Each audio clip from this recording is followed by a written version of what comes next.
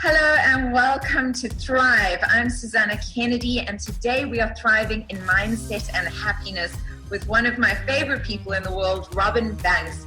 Robin is an international speaker and mind power expert, and he literally has thousands of students that have transformed their lives by harnessing the power of their minds. And he's here today to speak about believing in miracles. Miracles happen every day. And I think so often we're under the impression that a miracle needs to be something that's impossible. But everyday miracles happen all the time. If we will just tune into them and see that around us every single day, there is incredible beauty. Trust that there is an innate order, that things always work out for you if you have clarity and purpose, especially if you're serving a higher purpose. Now, what I found is that for me, when I've managed to achieve miracles, I've noticed that when my success is not just about me being successful, but it actually has an impact on other people. And I find that then it somehow has more weight when your purpose is larger than just your own self-centered needs, but actually serves a much greater cause. I absolutely agree. I mean, that is what the Thrive Network was born out of, was that I think now more so than ever, and it seems to be accelerating in that direction, we need people to be the light that they wish to see in the world. That saying is so relevant right now. And I know that you equip people in that way, in such a profound way.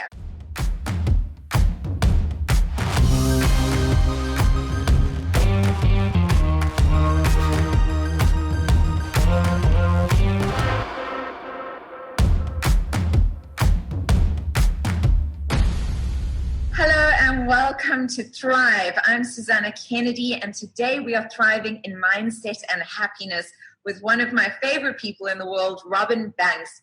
Robin is an international speaker and mind power expert, and he literally has thousands of students that have transformed their lives by harnessing the power of their minds. And he's here today to speak about believing in miracles. And with today's climate, everything that's happening in the world, who wouldn't want to know how to believe in miracles? In fact, everybody that's on the call right now, give me a comment below, a little thumbs up if you'd like to learn how to believe in miracles. And I'm going to now welcome Robin. Robin, how are you doing today? I was going to bet I'd be twins.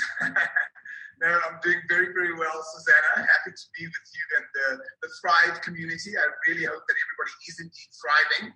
These are very, very interesting times that we are in. And I think now more than ever before, we need people who have vision, people who are holding the light for many who are going through a lot of change on the planet. So really, really happy to be here with you, as always, and to share this opportunity with everybody. Thank you for having me. I absolutely agree. I mean, that is what the Thrive Network was born out of, was that I think now more so than ever, and it seems to be accelerating in that direction, we need people to be the light that they wish to see in the world. That saying is so relevant right now. And I know that you equip people in that way, in such a profound way. I remember watching Robin doing his first introductory mind power talk, and I immediately knew that I needed to work with him because I could feel the change in the audience was palpable. And I thought, this is somebody I want to work with. And that was 6 years ago now.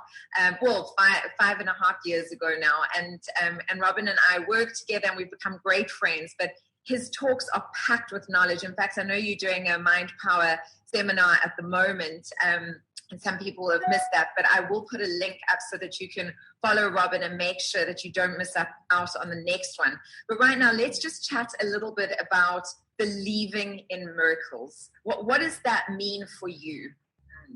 Well, I want to start off by sharing with you guys a mantra that actually I got from my mentor, John Kehoe. He wrote the book Mind Power. And when I first did one of his follow-on seminars, which is actually called The Awakening, every night before we had a meal, we'd say a blessing on the meal.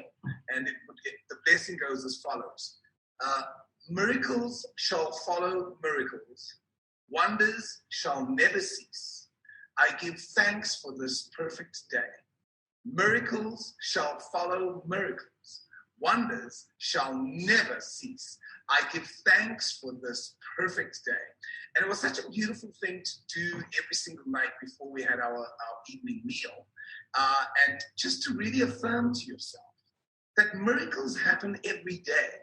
And I think so often we're under the impression that a miracle needs to be something that's impossible. That is like, I don't know, flying or turning water into wine or, but everyday miracles happen all the time. If we will just tune into them and see that around us every single day, there is incredible beauty. There are miracles that take place. And so one of the things I encourage people to do is look for the 1,000 amazing things that are happening all the day. Take time to appreciate the small little miracles. But really what we also want to speak about today as well, Susana, is for me another aspect of miracles is I can't tell you how many times in my life I have achieved things that people have said it can't be done. Or you'll never make that flight, Robin. It's like, I remember once being so late for a flight. Oh, and in fact, I could tell you a few stories about flights, but I know. I've gotten a lot better. Take good advantage of my mind power and my ability to manifest miracles far too many. And I thought I'd better start taking responsibility before my luck runs out. But I'll give you a couple of stories. One was I remember arriving at Gautrain, and I think what had happened with this particular one is that the traffic was so bad. And that's right, I was flying to London. And my brother-in-law was taking me to the airport because I'd finished a seminar and I was rushing to the airport. And there was this massive traffic jam on the N3 highway, which is one of the main highways that leads towards the airport. And when we got to the Marlborough turnoff, I said to him, there is no way I'm going to make this flight if we stay in this traffic. So I said, turn off here. Let's go to the Gautrain. So we went to the Marlborough Gautrain, and I got on it. And I mean, I literally just, as I arrived, how amazing is this? Because there's something that I also want to share with you called the power of intention. When you hold an intention so clearly in your mind that you're not allowed to entertain any other possibility. So the intention I was holding in my mind is that I am on that plane. I am going to be on that flight, come hell or high water. And I just visualized myself sitting down, having my champagne as we were taking off and giving deep thanks for this miracle that has taken place. So that's what I'm visualizing. Because I was driving, as I'm literally driving like a madman to get to Marlborough Station. Got to Marlborough Station, jumped out of the car. As I come running in, literally the Gautrain had just pulled up and the doors opened. I ran in and got into the Gautrain. And somebody said, are you okay? I said, no. I said, just trying to create a miracle at the moment.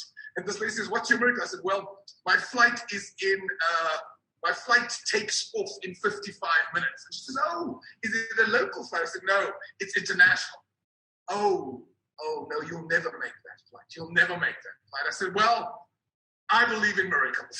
And she said, okay, good luck. And she kind of was rolling her eyes. Anyhow, 8 minutes later, I pulled up. So this is like, Susana, 47 minutes before taking off. 8 minutes later, 8 minutes later, I pulled up at the thing, and I'm running like a madman. I mean, holding this vision of myself on the plane, Fortunately, I'd already been checked in, but I did have to drop a bag off. Ooh, a bag. And as I came rushing up, and I came running around, the bloody bag was flying behind me. And I come up to the woman at the front desk. She says, sir, please don't tell me you're on a flight to London that was just closed. I said, I'm on that flight. She says, sir, you're not going to make it. I said, well, if there was a way I could make it, how could I? She says, you could fly tomorrow. I said, that's not going to work. I really need to be on this flight. She says, well, it's closed. I said, is there anybody who we could phone? She said, I'm not trying to be pushy, because the worst thing you can do is some people become loud and irritable, and you guys, and don't blame them. I'm late. It's not her fault. So I said, is there anything you can do? So I really was eating humble pie. She said, well, I guess I could call my manager. I said, that would be wonderful. So she calls her manager. She says, listen, does he have a bag to check in? So she says, yes, he has a bag. She says, I don't think. I said, well, listen, let's check it in. If the bag makes it tomorrow, that's fine. But I need to make it today. So, needless to say, the bag gets on. This woman says, well, let's see if he makes it. And I ran like a madman, and literally they were almost closing the door as I ran into the plane. And there I was, sitting and having my champagne, and I went, I've been in this moment before. I believe in miracles. So that is one of many. I'll share with you another, and then I'll open up to you, because you know the one I really want to speak to about, which I'll tell you about. But the second one, I remember leaving my office in Northcliffe, probably about 5 years ago now, 6 years ago. Actually, probably longer. Anyhow, it doesn't matter when. As I'm getting into the car, and I pull off to go to the airport, I realize that no matter how fast I drive, even if there's no traffic on the road, it is physically impossible for me to make this flight. There's no way I'm going to get to the airport on time. So I phoned my team, and I said to them, guys, we need a miracle. I said, why, Rob? What do you need? I said, well, no matter how fast I drive, and even if there was zero traffic on the road, which of course we know this is Johannesburg, there's lots of traffic on the road, it is physically impossible for me to get there in time to board my flight. But I have to be on that flight. I said, well, Rob, what can you do? You're saying it's physically impossible. I said, there is something we can do. I said, what is that? I said, well, I'd like you to hold the vision and hold the intention with me that the flight is going to be delayed by half an hour. I said, okay, Rob, if that's what you want. I said, let's just hold the vision that the flight's been delayed half an hour. And as I'm driving, I am so focused. And as I'm driving, all I'm thinking to myself is the flight's been delayed by half an hour. The flight's been delayed by half an hour. The flight's been delayed by half an hour. The flight's been delayed by half an hour. I got to the airport again, like a madman, running. And as I come up to the woman, the lady says, Mr. Banks, because I fly a lot, they recognize. She says, are you on the flight to Durban? So I said, yes, I am. She says, you do know you're late? I said, yes, I do know. She says, do you know that you're a very, very lucky man? I said, yes, that's one thing I do know. I'm a very lucky man. Because that's another thing. Believe that you're a lucky person. The only way you become lucky is by believing you're lucky. And she said, I said, yes, I'm a very lucky person. She says, you're not going to believe what's happened. I said, the flight's been delayed by half an hour, hasn't it? She says, how did you know? I said, lucky guess. I swear, Susana. I know, because I was in my home in Bantry Bay when you sent that message to me. And I will never forget that day, because I remember it. You sent me a message. You said, I have to get on this flight. Please hold this vision. Yeah. I was in Bantry Bay, and I remember sitting down, going into meditation, and picturing somebody at the airport saying to you, actually a woman, saying to you, the flight's been delayed by half an hour. So I remember this. I remember it very clearly, Bang. No, that's so cool, because you see, I'd forgotten that I'd asked you to do that. And here's part of the secret, guys. Everything is made up of energy and vibration. This is what we teach in Mind Power, that we live in a world of energy and vibration. The walls are made up of energy, the tables are made up of energy, you are made up of energy, and everything's made up of energy. So if you think about it, when you're not well, or somebody in your family is not well, what do we tend to do? You say, well, I'll tell your mother I'm praying for her. Or I'll hold you in my prayers. And so what we do when we do that is we combinedly start sending energy and healing to that particular person.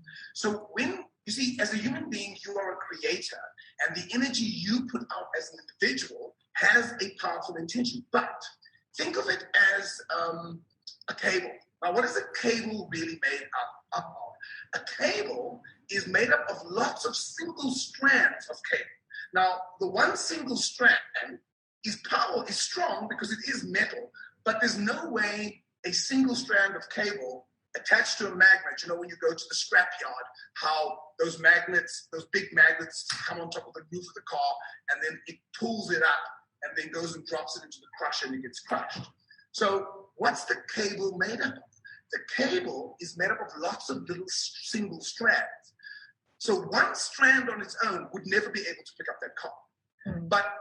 But hundreds of these cables, of these strands, wound together, create an incredibly powerful cable, which makes it almost unbreakable. So in the same way, you holding the intention is strong.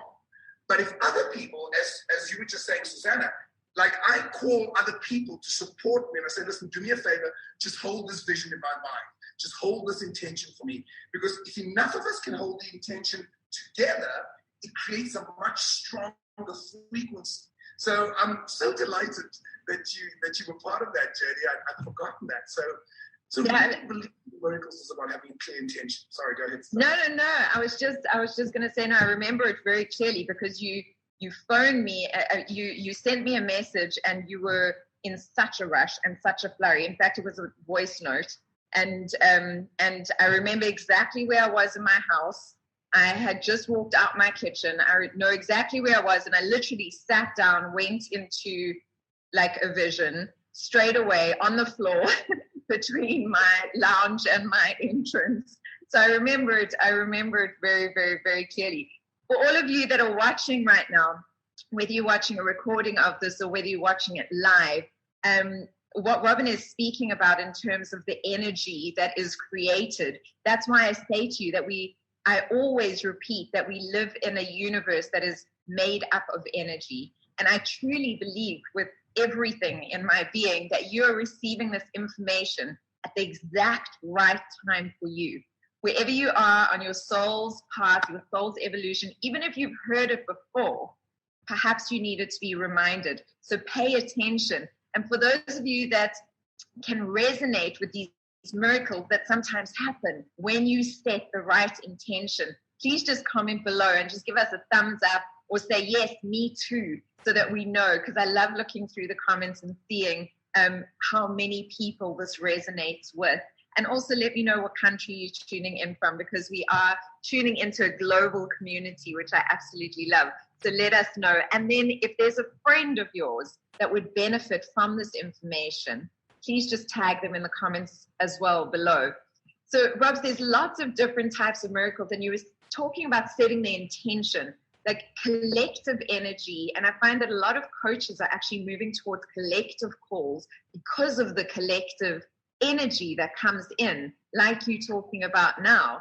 And I've noticed it. It's one of the reasons why I love Thrive so much is when we've got a group of people together that are obviously like-minded, and it creates this wonderful collective energy. And I know that you're doing Mind Power online for the first time now.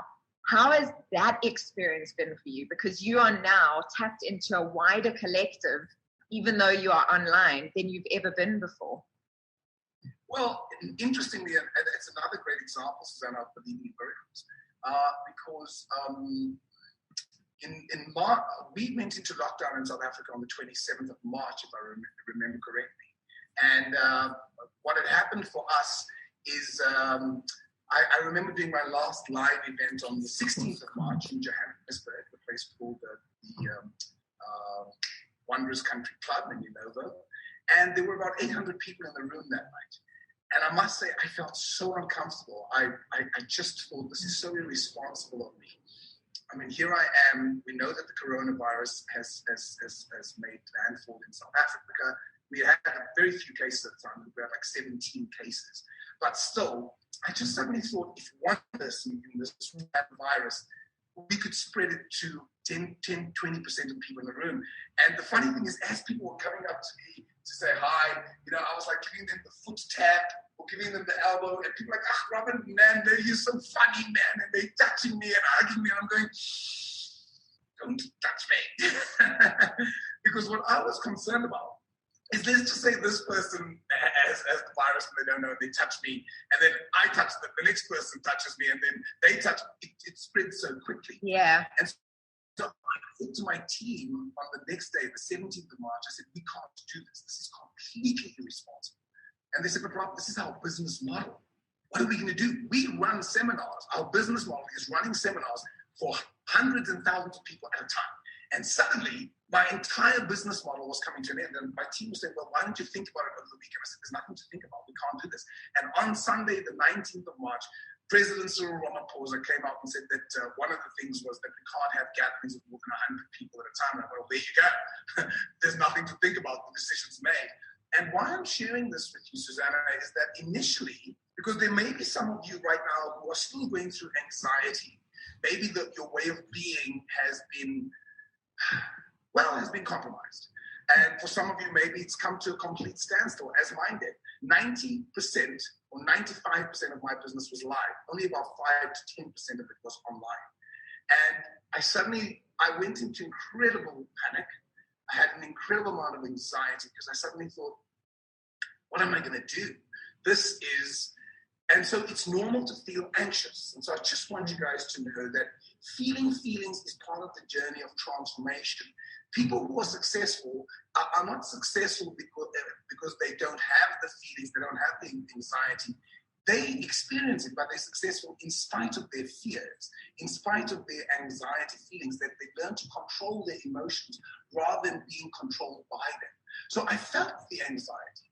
And you will recall, Susana, that there was probably about a week to 10 days where I just took a break from all my connections and I just went into a cave.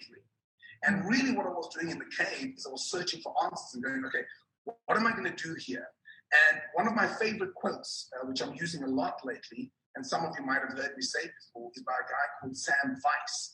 And he said that change is not a force feared, but an opportunity to be seized.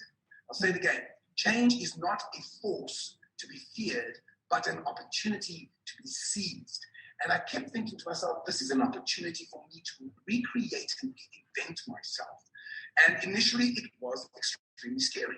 And so I thought, well, how am I going to use this opportunity to recreate myself? Because when one door closes, I promise you guys, 5 others open as well. But what tends to happen is, as human beings, we're so obsessed with the journey that we've been walking. And we're like, oh, but how can this journey just come to an end? How can this door just be closed? Well, no matter how much you're going to freak out about it, the door is closed. It's pointless wishing a door was open that's closed. It's closed. And I was like, right. So I started looking for what are the opportunities. And to cut a long story short, Susana, as you said, my mission statement in life, I think it's important to have a clear mission statement, is that I think we all have a purpose in life. My personal mission statement is I believe I'm here to transform global consciousness. That's my passion. I transform global consciousness by creating a world of powerful self-expression. And up until now, I've literally been traveling the world. I've been on a flight 3 times a week, going to different parts of South Africa and different parts of the world doing seminars. How amazing.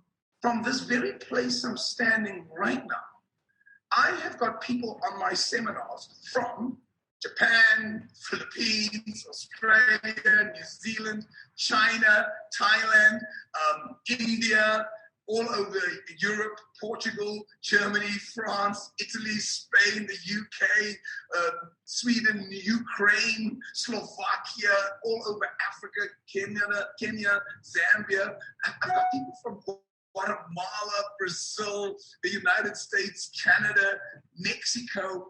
I'm actually achieving my mission of transforming global consciousness, and my carbon footprint has gone from this to this. And so change, guys, is not an opportunity forced to be feared, but an opportunity to be seized. So when I say to believe in miracles, trust that there is an innate order, that things always work out for you if you have clarity of purpose. Especially if you're serving a higher purpose. Now, what I found is that for me, when I've managed to achieve miracles, I've noticed that when my success is not just about me being successful, but it actually has an impact on other people. And I find that then it somehow has more weight when your purpose is larger than just your own self-centered needs, but actually serves a much greater cause. And I think a great miracle is Nelson Mandela. The fact that he came out of prison and helped transform this country in the way he did, that is a miracle. But did he have a clear intention? Did he have a clear purpose? Absolutely he did. So really when we're believing in miracles, honestly, guys, miracles happen all the time, but it really comes from having a clear intention and where you want to come from. So do you think for everybody that's watching now, Robin, what do you think is the key for activating miracles in your life? Is it having a clear intention? What are, like, if you had to attribute 3 steps to activating miracles in your life, what would you attribute? Because what I'm getting is having a clear intention, creating a shared vision. So like getting other people to sort of buy into your vision, and then taking the action, like diving in, taking the action with absolute faith that miracle is going to come to be. Like, am I getting those 3 steps right from you? Well, I love that you've just given me the 3 steps. Yes, guys, these are the 3 steps. I outlined them perfectly. I couldn't have said it better myself. But actually, I do think those are the 3 steps. That is the essence of it. And so, yeah, I mean, actually, Susana said it. Just to reiterate what you said there, Susana, the first step is having a clear intention. Most people give up before they even begin. Like, that woman is like, oh, you'll never make it. And I'm like, well, maybe you won't make it. But I have a belief that I will. So most people give up before they even start the race. They haven't even begun the journey, and they already come up with reasons of why it can't work. And, you know, I think there's a great quote here by Nelson Mandela, and it says, it always seems impossible until it's done. It always seems impossible until it's done. So the naysayers, they already have reasons why it can't happen. So what they do is they focus all their intention, and I mean intention, about why it can't be done. You see, what is the other quote I want to share with you is that nothing great has ever been achieved by anyone who believed that there was something outside of them that was greater than what was inside of them. I didn't say that quote well, but the essence I want you to get. The greatness starts inside you. Those of you who've done the Mind Power course know that we live in 2 worlds at the same time. The inner world of your thoughts, feelings, attitudes, and beliefs, and the outer world of circumstance, situations, what's happening to you. The inner world is the key to your success. You can't control what's happening in the outer world until you master the inner world. So, coming back to these 3 great points that I've just come up with, that how we believe in miracles. Number 1, have a clear intention for what your outcome is. Number 2, create a shared vision. This is what I came up with. Create a shared vision. And because if enough of you can hold the vision for what's possible, because by the way, how do we change the world? One man at a time. There was a man who stood on the Lincoln Memorial on the 18th of August, 1963, and he said these words, I have a dream. I have a dream that one day this nation will rise up. Now take note that Martin Luther King didn't stand there and go, I have a dream. But things are bad, eh? Oh, things are tough, Susana. But, you know, maybe, hopefully, if we are all positive, maybe things would work out. No, he didn't. Would you agree with me that Martin Luther King spoke with a sense of certainty? He said, I have a dream that one day this nation, and we will judge a man by the content of his character, not the color of his skin. I have a dream of a better society. And look what happened 45 years later. That was 1963. In 2008, they elected a black man as the president of the United States of America. And here's my favorite part.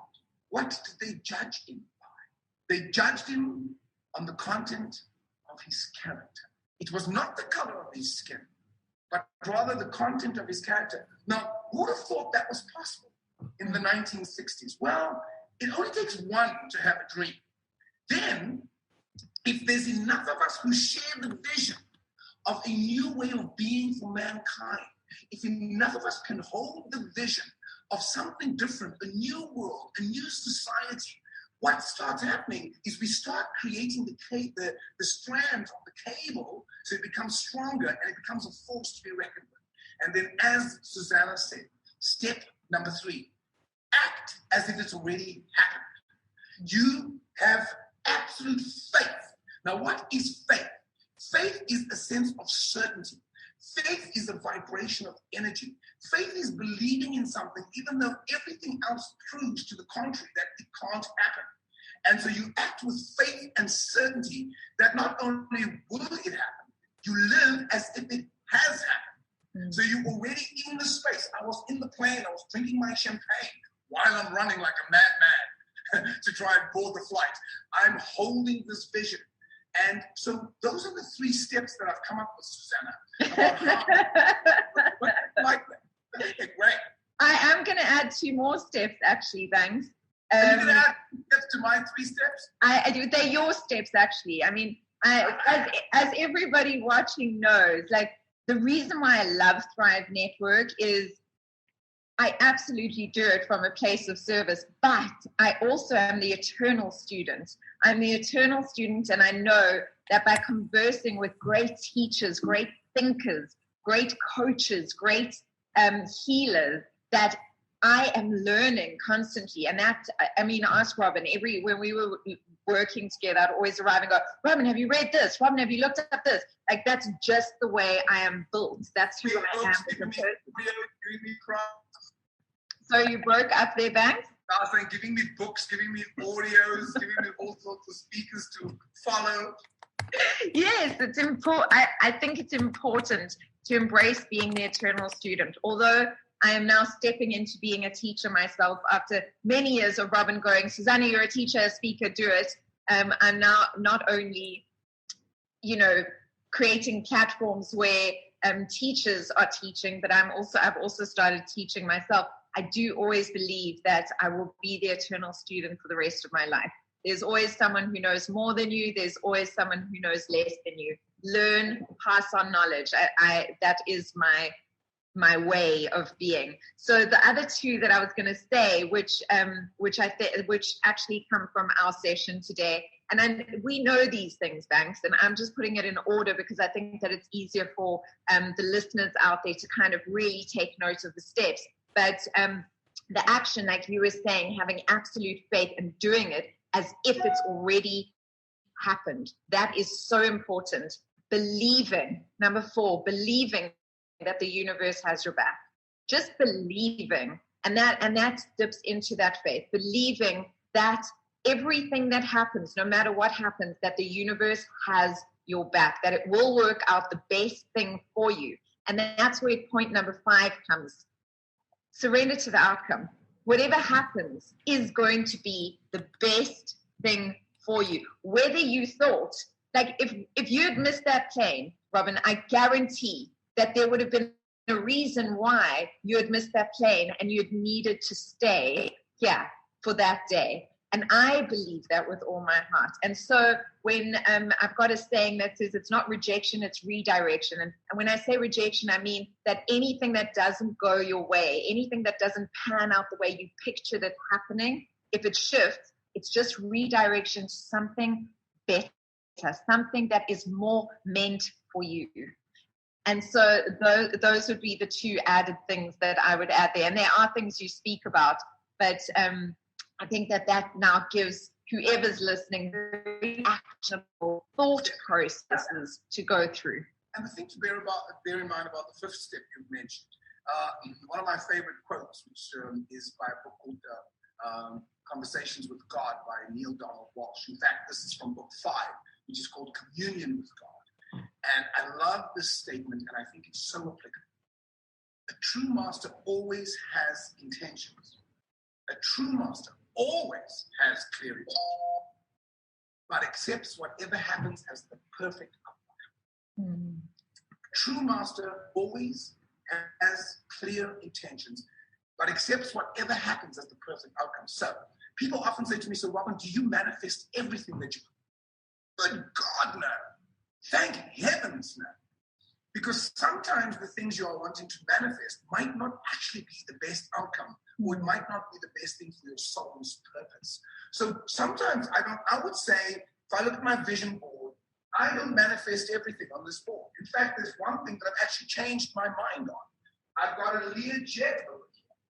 And for the longest time, I thought, actually, I'd love to have a Learjet because I'll be able to travel the world, get there much quicker, transform people's lives. And I always say to people, make sure some of my goals are must-have, some of them nice to have. Having a Learjet is a nice-to-have. It's not a must-have, not by any means.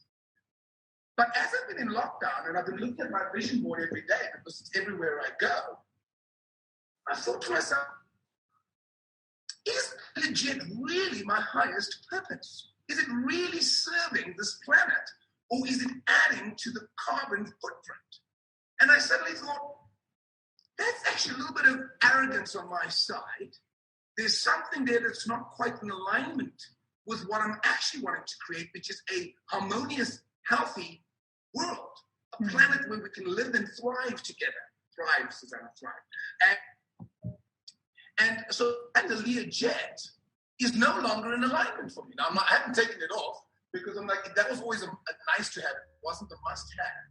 Because I'm actually preferring, even though I miss live events, I still plan to do them, but my carbon is so much smaller, and I'm making a difference in this planet, not just by uplifting consciousness, but playing my part in a better way. Yeah. So why I'm saying this to you is that trust that not everything that you have is going to manifest, and then trust when if you don't manifest those things, maybe it's not really for your highest purpose.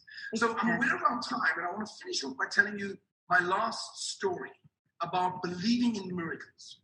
So I remember it was in 2016, and I even remember the date. It was the 18th of November, 2016. Why do I remember the date? It was my birthday, 56th birthday. And I was flying from Australia to Auckland, New Zealand, because I had a talk in Auckland the next night. And I was going the day before. It was my birthday, and my client, a friend of mine, Martin Cooper, super duper Martin Cooper, had invited me to come and have dinner with him and celebrate my birthday with him and his wife, and my business manager, Sonia, was there with us, etc. As I got to the airport and I was going through and I scanned my passport, it said declined. And I went, huh? And I scanned it again, it said decline. And the immigration officer came up to me. Now, please, you do not mess with the Australian immigration officers. Those guys are hectic, bro, hectic. This guy comes up, he says, sorry, Mike, we see you over here on the side, please. So I said to him, I said, I'm sure I said, yeah, I said, sure. I said, what's wrong? I said, yeah, we just want to have a look at your visa.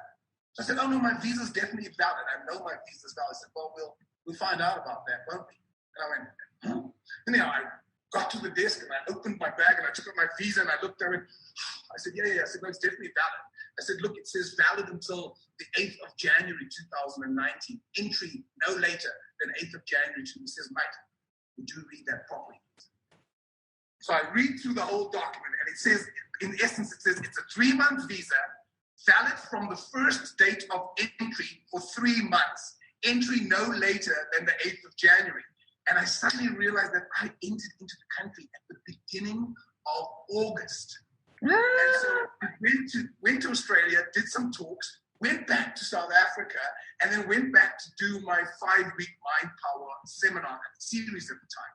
And so basically, my visa had expired on the 8th of November, September, October, November.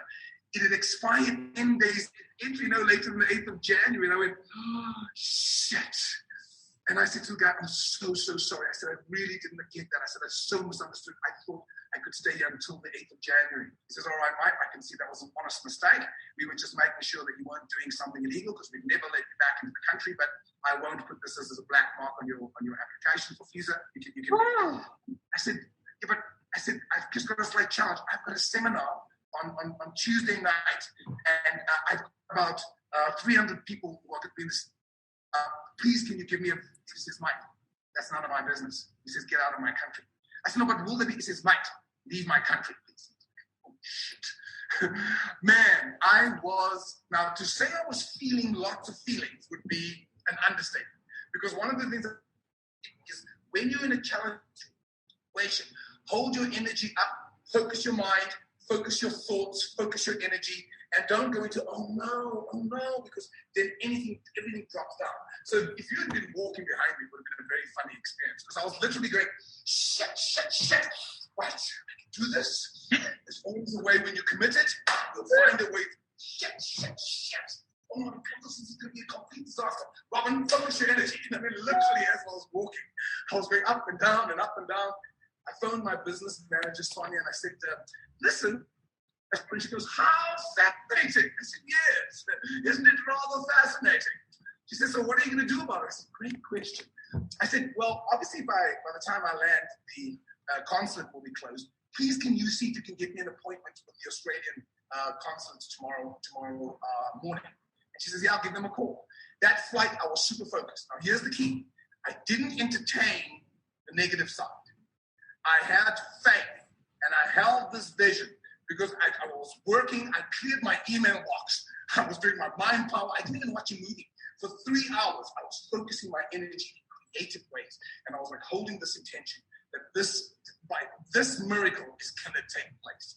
Anyway, I got to New Zealand and I said hello to Sonia. I said, so, news for me. She says, yes, I've got some interesting news. I said, what's that? She says, well, you can't get an appointment for the next 3 weeks. And I went, that's interesting. Isn't it just? She says, you could fly down to Dunedin, which is a 2-hour flight, but then you're going to miss your talk tomorrow, and there's 1,000 people booked. I said, yeah, not really an option. She says, no, I think your client would be pretty pissed. And I went, yeah, well, we'll have to find another way. I went, and I swear to you, I enjoyed my birthday. I told my client, we all laughed and thought, well, this is going to be a great opportunity to practice what you preach. And I really enjoyed my evening. Next morning, first thing I was on the phone, and I Australian consulate, and I told her my story. I said, is there any chance I can have an appointment today? She says, I have an appointment. The first slot for 3 weeks. I said, but is there any way? She says, no, sir, I'm serious. Back to back. I said, if there was a way, how could it happen that I could have it today? She says, well, I guess you could speak to my manager. So I said, okay, please can I speak to your manager? I spoke to her manager, shared the experience with her, and I'm cutting the story short. And after a while, she says, okay, sir, I can see this is really important to you. Be at 5 o'clock today. I said, thank you. I will be there.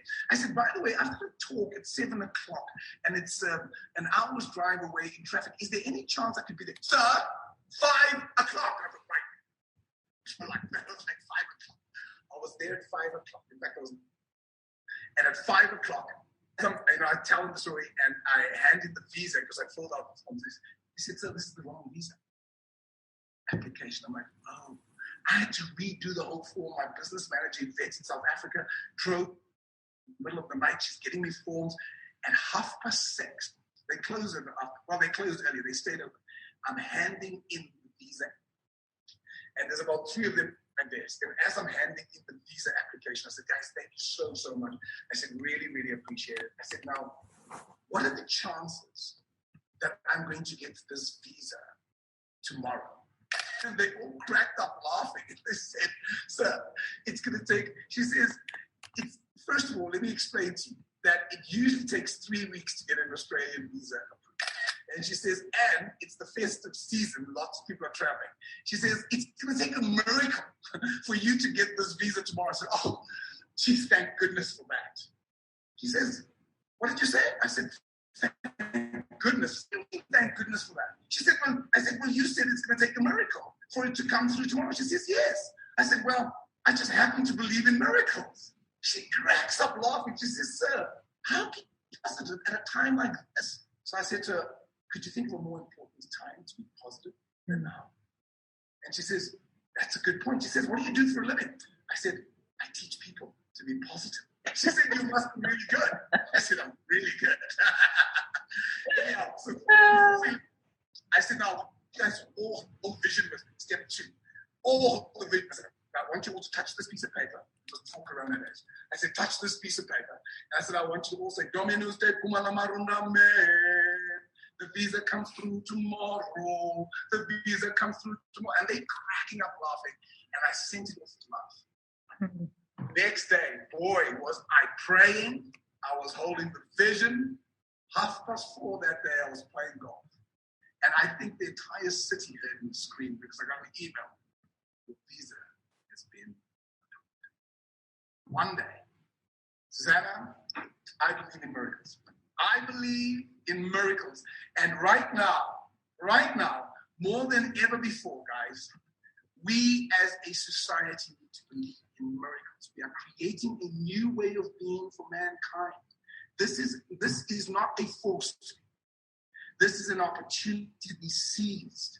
Let's take this time to reinvent ourselves. Look at your dreams, look at your goals, and ask yourself, is it really in alignment with your highest purpose? What do you really stand for?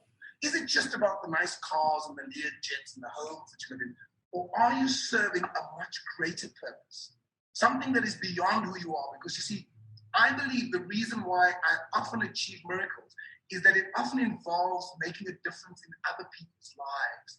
And when you are serving a higher purpose, you'll find that the energy is much more cohesive, and you'll find that your success rate is much higher. That's been my experience. So I believe in miracles. Miracles shall follow miracles, but shall never see.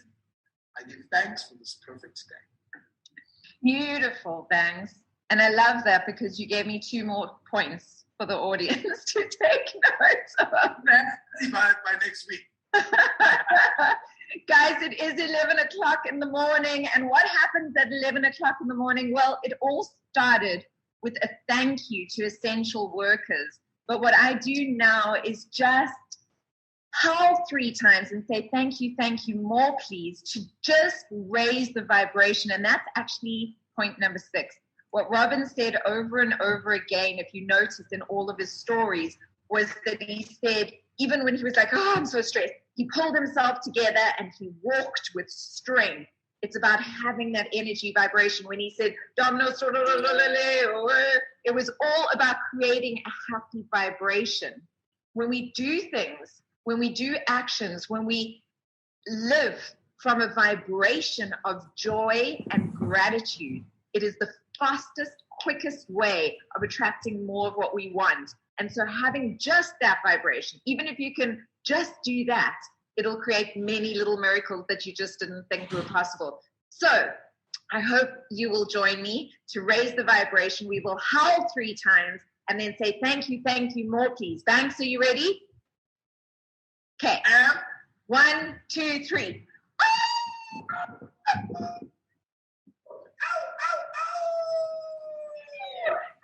Thank you, Mom. And then the last point that Robin said was live in purpose. And thrive in wealth is about that. I know that it sounds like wealth, but wealth is the heading. Wealth is abundance, but wealth is really about living in meaning, in freedom, in purpose, serving something that is not just yourself, but a greater good. And when we live from that place, our lives are not the only ones that are affected greatly. Others are affected as well. And a lot of people think that their work needs to just be 9 to 5. It's not. Live from a place of true love and excitement on giving this gift to the world, and your whole life will transform. So Banks, thank you so much for today. It was always, I love connecting with you. I love your mind. I love your energy. I love your spirit. So thank you for sharing it with all that are watching today. Well, that comes forth. But you do have a gorgeous face as well. Very big, guys. Thank you so much. Lots of love to everyone. Believe in miracles. Thank you so much, Banks. And to everybody that's watching, thank you so much for tuning in. If you enjoyed this, please let me know what stood out for you as the point that made the most difference, because there are 2 types of miracles. There are these miracles that we discussed right now, but a miracle is also just a change in perception, a change in understanding. When we understand something differently, it ripples out and it opens up possibilities in all areas of our lives. So those are the 2 types of miracles that I'm constantly discussing. So please let me know what in this discussion resonated with you the most. Please tag anyone that you feel would gain something from listening to this conversation today, and share this post if you found it valuable. Thank you again so much. Lots of love and light. Bye for now.